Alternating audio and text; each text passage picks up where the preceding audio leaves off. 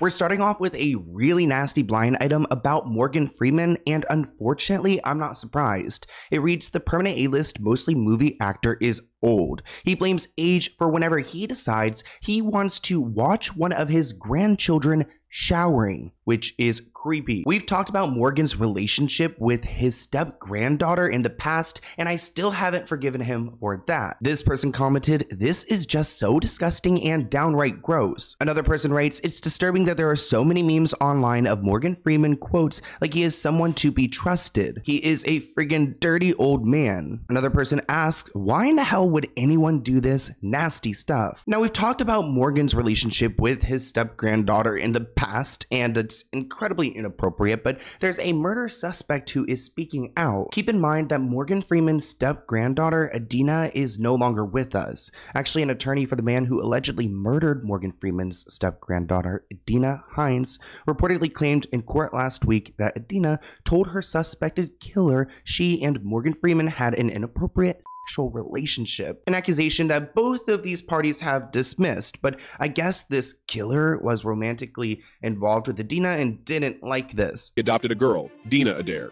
Dina had a daughter named Adina Hines. Morgan took care of Adina Hines with his new wife, Myrna Colley Lee.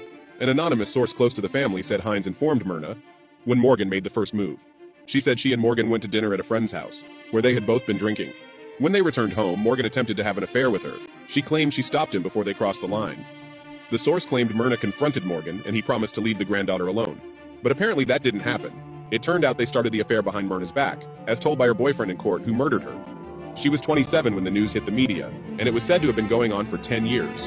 Morgan never admitted to the affair, but it was rumored to be the reason his marriage ended. Unsubstantiated rumors of an affair between the 80-year-old Oscar winner and Adina, who was 33, have circulated in tabloids for years, but were strongly denied by both of them. In 2012, Morgan Freeman said, the recent reports of any pending marriage or romantic relationship of me to anyone are defamatory fabrications from the tabloid media designed to sell papers. He continued, what's even more alarming is that these fabrications are now being picked up by legitimate press. So Morgan Freeman did not appreciate the coverage when it came to him and his step-grandbaby. Adina was quoted saying, these stories about me and my grandfather are not only untrue, they are also hurtful to me and my family. Lamar, this guy who's speaking out, the guy who's suspected of murdering Adina, said that he stabbed her more than a dozen times. She was found lying in the street, oh my gosh, rest in peace, at 3 a.m. and pronounced dead. Oh. As you can imagine, this affair has been kept very quiet until Morgan split with his wife at the beginning of last year. And Ellie, guess who Morgan took to the premiere of The Dark Knight? And the report is that he was remarkably close, even a little bit too close. They were holding hands, they were cuddling, they were giggling. I guess the feeling here in Hollywood, Ellie, is that everyone really hopes that this one isn't true. Of course, Morgan Freeman, as you said, is a very respected and well-liked actor, and I can't see him shaking this one if it is true. Our mission on this channel is to dig deep into the latest celebrity news and pop culture drama. And we know how tough it can be to get the full story from just one source. Research takes a lot of time, but I found an incredible tool that changed how I dive deep into topics, and it's called Ground News. Ground News brings together articles from all over the world into one place, so you can see how different outlets are covering the same story. It's like having the inside scoop on what's really going on, especially with information on Blake Lively and Justin Baldoni surrounding their movie It Ends With Us. With Ground News, I have instant access to more than 70 articles they have gathered covering the story from different angles. But what's really cool is their factuality breakdown, which shows me which news sources are highly credible and which ones add way more personal commentary. And since the stars of this drama aren't speaking out, let's get into the coverage. Like The Sun's reporting said that Justin was allegedly chauvinistic and dismissed Blake Lively's input on set, but Nicki Swift seems to think that Blake and Ryan's ego are the problem. Also, Colleen Hoover, the author here, isn't in the clear because RNZ does a deep dive on why the author is getting so much hate. I really think Ground News makes it easy to figure out all this drama popping up on your TikTok algorithm. When on Ground News, you get every side of the story, so there aren't any questions left here. Take control of your news feed and go to ground.news/Sloan. Check them out. Ground News is completely independent and subscriber supported, but my viewers can can save 40% on the same unlimited access Vantage plan I use to stay fully informed on anything from entertainment to the elections. Don't let your newsfeed control you. Get every angle on the latest drama and more on Ground News. Thanks to them for supporting this video, and enjoy. Here we go, Sky Jackson. The former Disney actress was back on social media showing off a bunch of pricey items. She then told the world they don't need a man. True, but maybe she should have told the world that she paid for all the pricey things with a man's credit card. This person commented, "Sky looks like a child. I'm afraid for her. Seriously." Another person writes, "She didn't need a man. She needed the credit card." Another person added, "That's what sugar babies do." We talked about Sky Jackson recently getting arrested for getting physical with her secret boyfriend. We actually covered that on the Sloan Show, which is a new series coming out every Sunday. This headline reads, former Disney star Sky shares TikTok video after her arrest, saying never depend on a man for anything, which kind of seems like almost like a breakup sentiment. Also, she said she was pregnant when she was getting arrested, so that's really traumatic if her partner is now leaving her while pregnant. On Friday, August 13th, Sky shared a video on TikTok of herself standing outside a shopping center with a large Givenchy shopping bag. Never depend on a man for anything. Nothing. Period. She wrote, "The rich and expensive way, exclamation point, add me on Snapchat," which I'm sure nowadays she's getting most of her money from Snapchat if it's not from yachting, because I'm sure Disney isn't paying her that much. This month on August 8th, she was arrested at Universal Studios in California. Police responded to the theme park after security personnel on site detained Sky. Actually, people who were working there noticed the domestic violence, that it was so severe that they held her back to be, I guess, investigated. They did find footage of Sky pushing her boyfriend, but there were no weapons involved. She was then taken to the West Hollywood Sheriff's Station and released a few hours after. I did notice that Sky Jackson has been on TikTok live a lot recently, and someone actually accused her of answering fake questions, like answering questions that nobody had asked her, I guess trying to push her narrative. Can you say hi, Aaliyah? Hi, Aaliyah. Do you have any upcoming movies or shows? Yes, I do. I have a TV show that I am on that I just filmed, but I can't say what it is yet because... Oh, Blake Lively, the A-list actress in all the trouble, keeps evoking the name of the A-list singer to remind everyone who her friends are. That is a good way for the singer to drop you as a friend. Blake Lively is going around barking about Taylor Swift, talking about her being such a close friend, which makes Taylor look bad. This person commented, "Dropped by Miss Taylor, desperate for attention, Swift. Ouch. That hurts." This person commented, "She needs to hire a crisis PR manager. Dropping Taylor's name will not help." Another person added, "Anyone remember when Blake was so desperate to score an A-list boyfriend? It was like a carousel. Leo ditched her in Italy, I think, then rumors of an affair with Ben Affleck, Ryan Gosling, then she scored Reynolds." I was actually considering doing a deep dive into Blake's dating history because it is interesting. If you guys want that video, leave a comment below. Also, let me know how you guys are doing, like a little check-in. I want to know how you guys are doing. Are you doing well? Are you doing great? Are you not doing too bad? Are you doing really good? Are you kind of sad? I don't know, I'm confusing myself. But if you aren't doing well, let us know. We'll send support and love your way. The related headline reads, Blake Lively leans on Taylor Swift amidst the Ends With Us cast drama. As we've talked about on this channel, Blake Lively and Justin Baldoni have been going at it, and their feud seems to be heating up. The feud between him and his castmates of It Ends With Us is not what we all think it is. Everyone is saying that Justin Baldoni and his castmate Blake Lively had a huge falling out on the set of It Ends With Us, which is the reason why none of the cast members follow him on Instagram anymore. Now, either this feud is completely made up, a PR stunt, or one-sided, but one thing that says a lot is if you go to Justin's TikTok and you go to his reposts, the last thing that he reposted was an interview. In this interview where he talks about working with Blake, in the interview he says that people do not realize how smart Blake Lively is. That although she's known as an actress and a fashion icon, that she had her hands in every part of the production process and for that reason made the movie better. He has nothing but amazing things to say about her.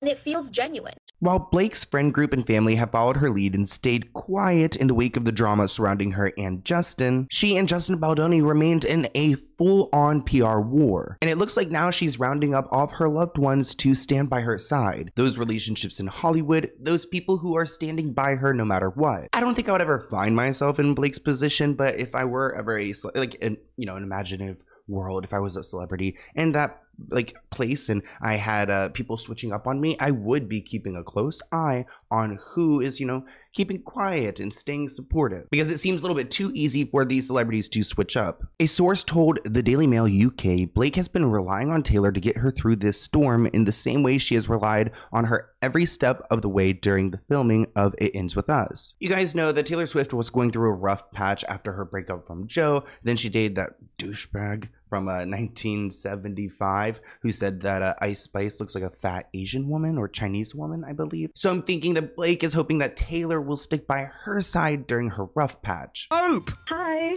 Hi! What's your unpopular opinion, Hope? I think that Taylor Swift shouldn't perform Love Story as part of her Eras tour. Ooh. Ooh, that's rough. Why? Well, yeah, why? Why? What are you talking You just hate like happiness? Or like joy? Or just your ears? You don't like your ears? It's on there because it's so well known, but I think a less known one should have its time. Interesting. So you think that Love Story's too big a hit? Yeah, kind of. Thoughts? My popular opinion is that yes. All songs? Yes. Yeah, okay. What's the set list? Yes. How many times have you been? All of them. Okay. How many times have you been to the Eras tour? I don't know a lot. Okay. Not enough. Sources say that Blake is trying to get Taylor to help pull her out of this mess by using their friendship for interviews and promotional work directly related to the film amid the current backlash. So instead of asking her about the movie, go ahead and ask her about her friendship with Taylor. That's probably what the PR people are telling these reporters before the interviews. Yeah, Blake Lively is willing to meet with you because she's like a hot topic right now, but you can only ask her these certain questions. That's something me as a reporter, I would never abide by. I'm going to ask him what I want to ask them when I think about it. The one named rapper who is always looking for a handout was with a girl last night who probably couldn't get into an R-rated movie.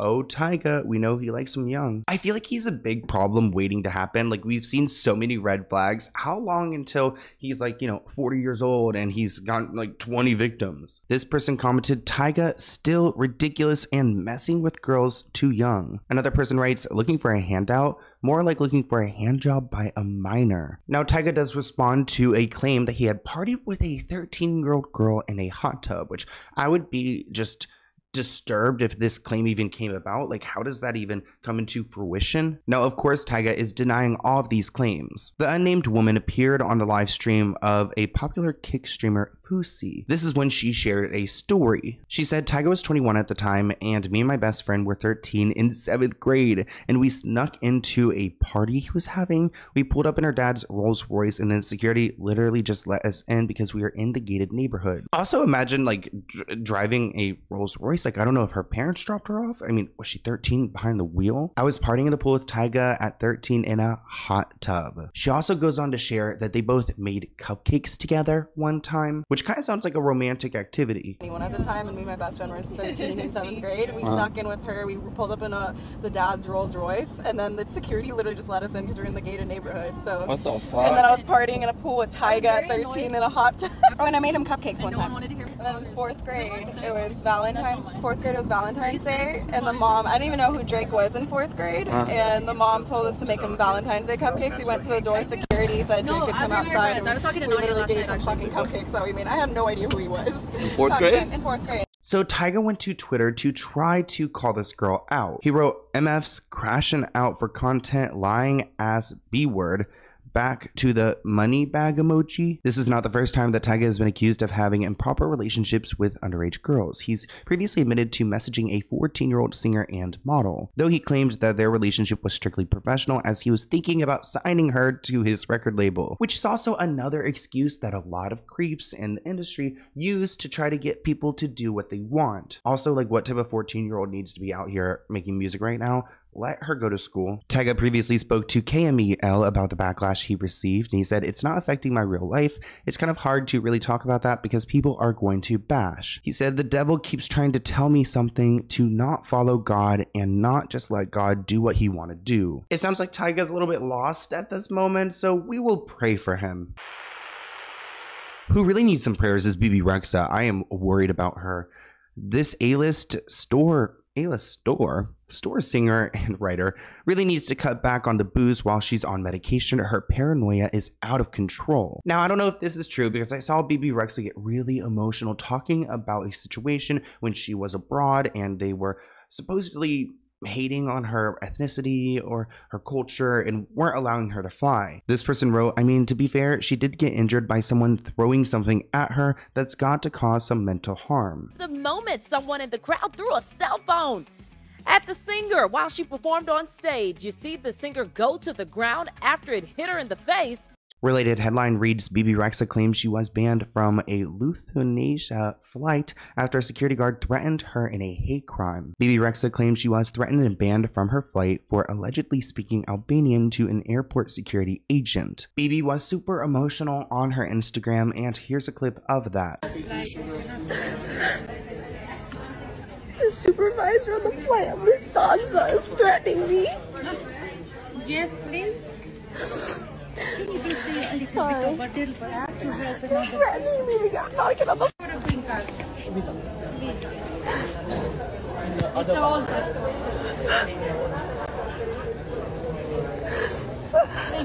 She said, I believe this to be a hate crime because I'm Albanian, which is so scary. I mean, I would think someone like Reyxa would have some security or someone with her to just keep everything on track. She claimed no female employee for Lithuania would help her as her apparent abuser continued. The airline has reached out to Reyxa. They said that they're trying to understand the situation and that they don't tolerate any discriminatory behaviour at all. Bibi has also now put up a statement online thanking everyone for their support and saying that she is urging Lufthansa to launch a full investigation into the staff member.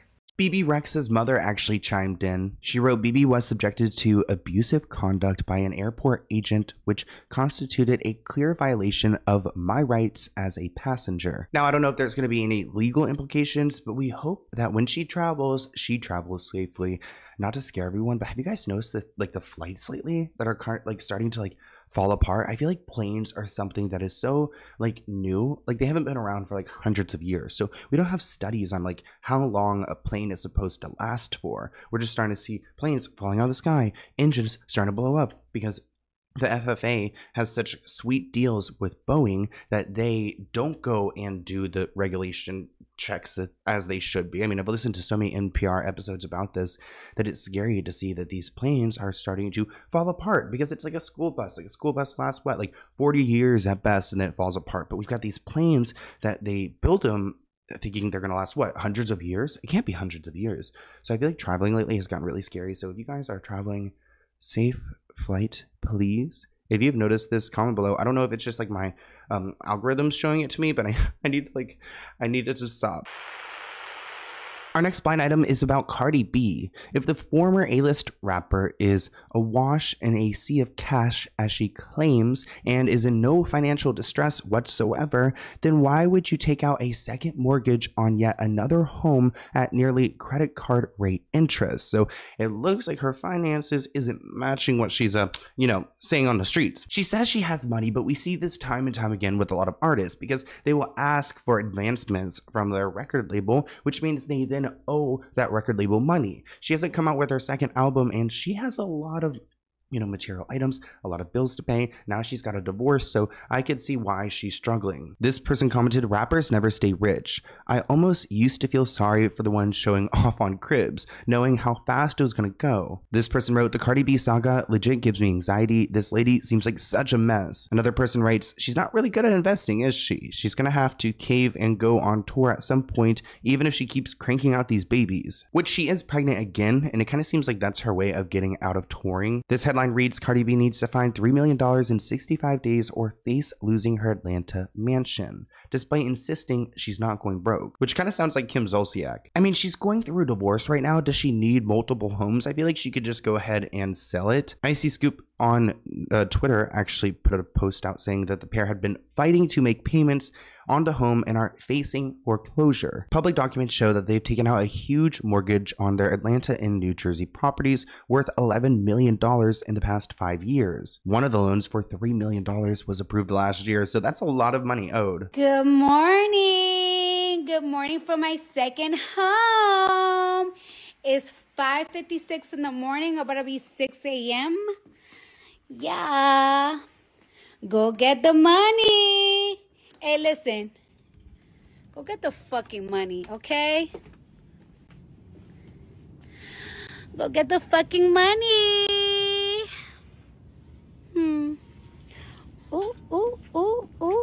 Looking into these reports, it seems like she's got money. Clearly, she works, but I think she's just like spending it in the worst way possible, like paying the most when she shouldn't be. The very short-term mortgage was just for 1 year, and the debt has to be repaid by October 2024 in just 2 months. They've got a $3 million loan, and then when they purchased the property, they got a $3.5 million loan, so over $6.5 million in loans. It looks like these deals were actually done by Britney Spears' former business manager, Lou Taylor. If you guys have been following me for a while, you know who she is because she has threatened to sue me multiple times, and she's screwed over a lot of celebrities. And now she's screwing over Cardi B. At least one of Cardi's friends believes that Cardi's divorce was due, in part, to her husband Offset gambling. Media Tiga confirmed that Offset frequently gambles, both with friends and with casinos, and he drops hundreds of thousands on a single sport event. Sometimes he wins and sometimes it doesn't go his way. Cardi and her husband took out a second mortgage on their Atlanta home. The Atlanta real estate market is going through a bit of a slump, and mansions in the top area are selling in a significant discount these days. Last week, there were reports that the couple was having trouble selling the home because it was underwater, and that the home may end up in foreclosure. Now, 4 months ago, Cardi told Complex that she wasn't worried about money. She said, I made a lot of money. I feel like I actually passed doing 88 million. I make a lot. So that is, that is a comfortable amount, but then her other finances don't make sense. And a lot of it goes to taxes. So 88 million, 44 or maybe more are going to taxes. Unless she's pulling out 88 million like after taxes, then like chef's kiss. I can't imagine having that kind of money. She said, right now I get brand deals for almost $5 million for a campaign, which we do see her partnering with brands. So that is true. And that's a pretty big jump because in 2016, her first brand deal was Fashion Nova for $200. She said you could reach any height no matter how you are or where you come from. Just remember the key is to be patient and be humble. Blessings. Well, sending good vibes your way and to your accountant. Let's talk about Bruno Mars. He has a new song with Lady Gaga, which hopefully will help pay off his debt. We're talking about a lot of debt here. I don't know what's worse at this point, the A-list singer's gambling problem or drug problem. Now, I do like Bruno Mars, so this makes me sad. This comment reads, this is really sad. He's so talented. He looks like crap and he's very good looking, but he looks terrible. One person wrote, I do remember hearing that Bruno's nasal therapy, coke, had reached legendary status way before MGM. If those rumors are true, hanging out in a casino spells trouble. And actually, I totally can see that happening because I think anyone who's like posted up in Vegas for a gig, they're exposed to this lifestyle all day, and it must be tempting. One person writes, he better be careful or he will find his worst of all problems, running out of money. Now, he has been working lately. He performed at the grand opening of the Intuit Dome, which was a dream come true for many, but it was also a nightmare experience for others. The state-of-the-art arena is all about innovative technology, but unfortunately some of that backfired, which left a sour first impression for thousands. I haven't been to this yet because it's a new arena, but it is in LA, so I'm sure I'll go at some point, maybe. It looks like a lot of fans were stuck standing in lines. They said the facial recognition function was a disaster. Grabbing food and going was not happening. I knew they'd have these bugs, but this was wild. So I guess they had some like AI facial system that you could like get food and get into the arena by your face, but clearly we're not with the times. We're at Intuit Dome for Bruno Mars concert. Tiga's trying to get her game ID thing. And like for anyone going to Intuit Dome, it's so hard to get the app to work and like transfer tickets. It's a pain in the butt. So try and and then the signal doesn't work. So try to get it done before you get to the venue. Yeah.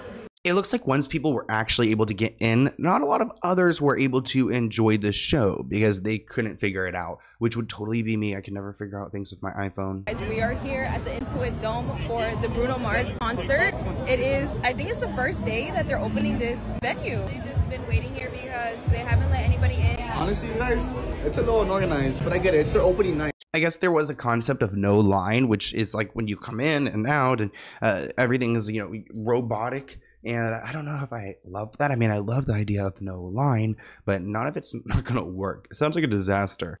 I'm at the Intuit Dome opening with Bruno Mars, and it is an absolute disaster. I have been standing in this mosh pit for over an hour and a half. There is no official line. The apps don't work. The Wi-Fi is turned off. The workers' phones are all on SOS. There's no emergency exits anywhere, so if there was a disaster, we wouldn't be able to get out.